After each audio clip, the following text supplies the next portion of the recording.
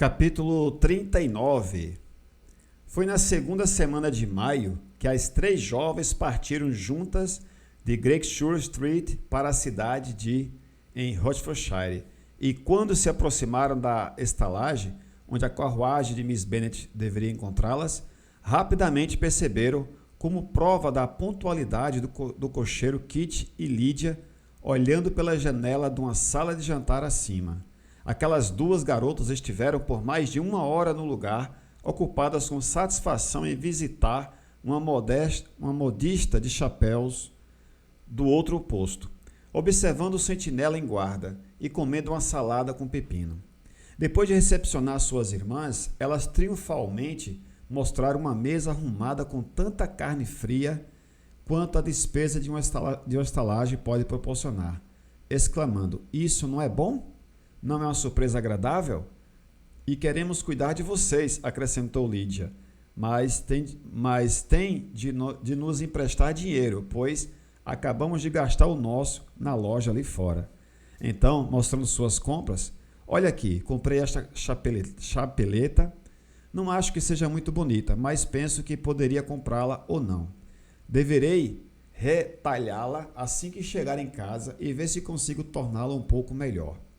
E quando suas irmãs disseram que era feia, ela mencionou com perfeita indiferença: mas havia 2 ou 3 ainda mais feias na loja. E quando comprar um cetim com uma cor mais bonita para torná-la com frescor, acho que ficará muito tolerável. Além disso, não mais significará que alguém a usará neste verão, depois que Shire deixar Meryton, e eles partirão em 2 semanas. "De fato irão", exclamou Elizabeth, com a maior satisfação. "Irão acampar perto de Brigton, e quero tanto que papai nos leve lá durante todo o verão. Seria um plano delicioso, e ouso dizer que dificilmente custaria alguma coisa. Além de tudo, mamãe também gostaria de ir. Pense apenas no verão triste que deveremos ter." "Sim", pensou Elizabeth, "seria de fato um delicioso plano e funcionaria para todas nós, de uma só vez. Pelos céus, Brigton e um campo inteiro de soldados, para nós que estamos abarrotadas já por um pobre regimento de milícia e os bailes mensais de Meryton." "Agora tenho algumas notícias para vocês", disse Lydia, enquanto se sentavam à mesa. "O que acham? São notícias excelentes, notícias cruciais, e sobre certa pessoa da qual todas nós gostamos." Jane e Elizabeth se entreolharam, e foi dito ao garçom que ele não era mais necessário. Lydia riu e disse: "Sim, isso é igual à sua formalidade e discrição. Você achou que o garçom não deveria ouvir, como se ele se importasse. Ouso dizer que ele frequentemente escuta coisas piores do que estou prestes a dizer. Mas ele é um rapaz feio. Fiquei feliz por ele ter ido. Nunca vi um queixo tão comprido em minha vida. Bem, agora as notícias. É sobre o querido Wickman. Muito melhor do que o garçom, não é?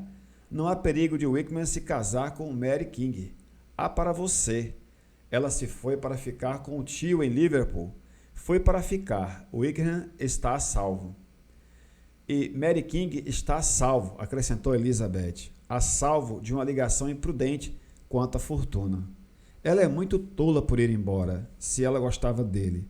Mas espero que não haja uma ligação forte de ambos os lados", disse Jane. "Estou certa de que não, da parte dele. Responderei a isso. Ele nunca deu a mínima por ela, e quem poderia pôr tal coisa asquerosa, pequena e sardenta?"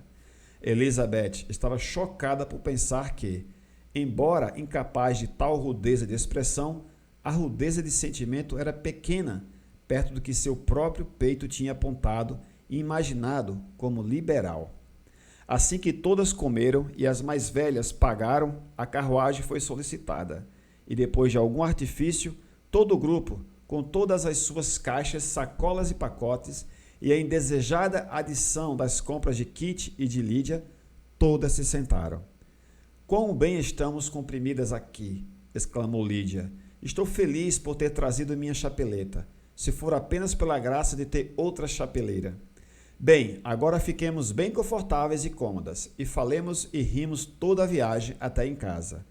E, em primeiro lugar, vamos ouvir o que aconteceu com vocês desde que se foram.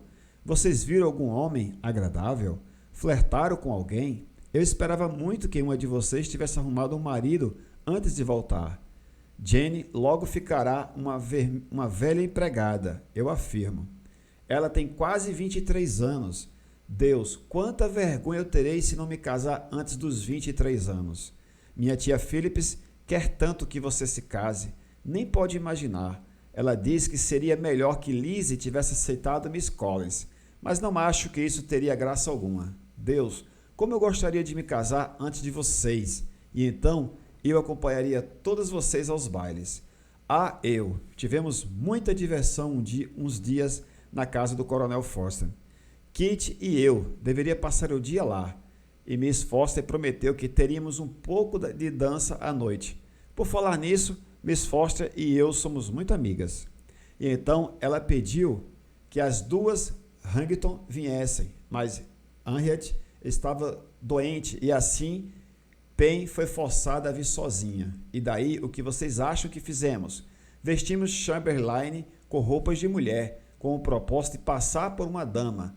Pense só que divertido. Nenhuma alma sabia disso, mas o coronel e Miss Forster e Kit e eu, exceto minha tia, pois fomos forçadas a pedir emprestada uma de suas toucas. E você não pode imaginar quão bem ele se ficou. Quando Danny, Wickham e Pratt e 2 ou 3 mais dos homens chegaram, eles não reconheceram no final. Deus, como eu ri! E também Mr. Forster, pensei que iria morrer. E isso fez os homens suspeitarem de alguma coisa, então logo descobriram qual era o problema. Com tais histórias de suas festas e boas piadas, Lydia ajudava pelas deixas e adições de Kit. Tentou entreter suas companheiras por todo o caminho até Langbourne. Elizabeth ouvia o mínimo que podia, mas não havia como escapar das frequentes menções ao nome de Wickham. Elas foram recebidas em casa com muita bondade. Senhorita Bennet se regozijou em ver Jenny com a beleza em nada diminuída. E mais do que uma vez, durante o jantar, Sr. Bennet disse voluntariamente para Elizabeth: Estou feliz por ter voltado, Lizzie. O grupo na sala de jantar era grande, pois quase todos os Lucas vieram se encontrar com Maria e ouvir as notícias, e vários eram os assuntos que os ocuparam. Lady Lucas estava perguntando a Maria sobre a prosperidade e as aves de sua filha mais velha. Miss Bennet estava duplamente ocupada, por um lado coletando um relato das modas atuais de Jenny, que se sentava um pouco abaixo dela, e por outro, repassando para os Lucas, mais jovens, e Lydia, com uma voz mais alta do que as das outras pessoas, estava enumerando os vários prazeres da manhã para qualquer um que a ouvisse. Oh, Mary, disse ela, gostaria que você tivesse ido conosco, pois nos divertimos tanto. Enquanto íamos, Kit e eu subimos as persianas e fingimos que não havia ninguém na carruagem. E eu teria ido muito bem por todo o caminho, se Kit não tivesse enjoado. E quando chegamos ao George, penso que nos comportamos muito bem, pois tratamos as outras 3 com o melhor almoço frio no mundo. E se você tivesse ido, também lhes teríamos oferecido o almoço. E então, quando voltamos, foi tão divertido. Pensei que nunca conseguiria entrar na carruagem. Eu estava prestes a morrer de rir, e estávamos tão contentes por todo o caminho. Conversamos e rimos tão alto que alguém podia nos ouvir a 10 milhas de distância. A isto, Mary replicou gravemente: Longe esteja isso de mim, minha querida irmã, depreciar tais prazeres. Sem dúvida seriam congênitos com a generalidade das mentes femininas. Mas confesso que eles não apresentam encantos para mim. Eu, infinitamente, preferiria um livro.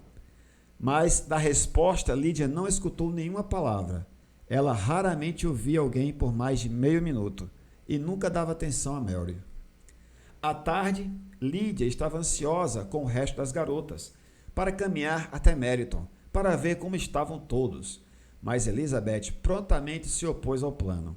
Não se deveria dizer que as senhoritas Bennet não podiam ficar em casa metade do dia antes de perseguir os oficiais. Havia outra razão também para sua oposição. Ela temia ver Miss Wickham novamente e estava decidida a evitá-lo ao máximo possível.